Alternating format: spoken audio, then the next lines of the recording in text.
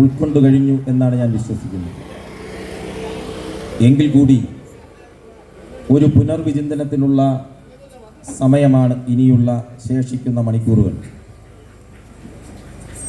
ഈ തിരഞ്ഞെടുപ്പിൽ ഇടതുപക്ഷ ജനാധിപത്യ മുന്നണി അവതരിപ്പിക്കുന്ന സ്ഥാനാർത്ഥി മുൻപൊരിക്കൽ ഈ പ്രദേശത്തെ ജനങ്ങൾ ഹൃദയത്തോട് ചേർത്ത് വിജയിപ്പിച്ച സഖാവ് പന്ന്യൻ രവീന്ദ്രൻ തന്നെയാണ്.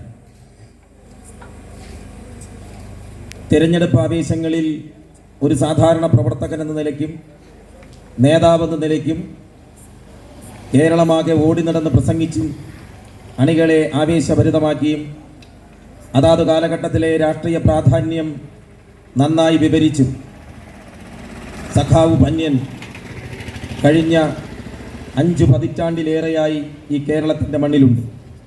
അതിൽ തന്നെ 40 വർഷത്തിലധികമായി തിരുവനന്തപുരം കേന്ദ്രമാക്കിയാണ് അദ്ദേഹം പ്രവർത്തിച്ചു വരുന്നത്. ഒരിക്കലും പാർലമെന്ററി വ്യാമോഹത്തിന് അടിമപ്പെടാൻ ഒരു കമ്മ്യൂണിസ്റ്റുകാരൻ എന്ന നിലയ്ക്ക് സഖാവ് പന്ന്യൻ മുതിർന്നിട്ടില്ല.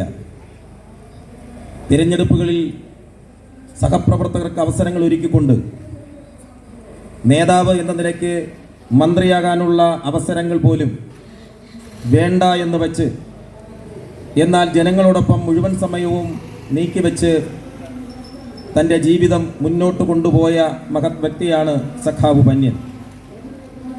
എഴുത്തിലൂടെയും വർത്തമാനത്തിലൂടെയും കേരളത്തിലെ ചെറുതും വലുതുമായ എല്ലാ ജനവിഭാഗങ്ങളിലും ചിരപ്രതിഷ്ഠ നേടിയ ഒരു മഹത് വ്യക്തിത്വമാണ് സഖാവ് പന്ന്യൻ രവീന്ദ്രൻ. അപ്പോൾ പ്രസക്തമായ ഒരു ചോദ്യം എന്നിലേക്ക് നിങ്ങളിൽ നിന്ന് ഉയർന്നു വന്നേക്കാം. എന്തുകൊണ്ട് സഖാവ് പന്ന്യൻ പാർലമെന്ററി വ്യാമോഹമില്ലാത്ത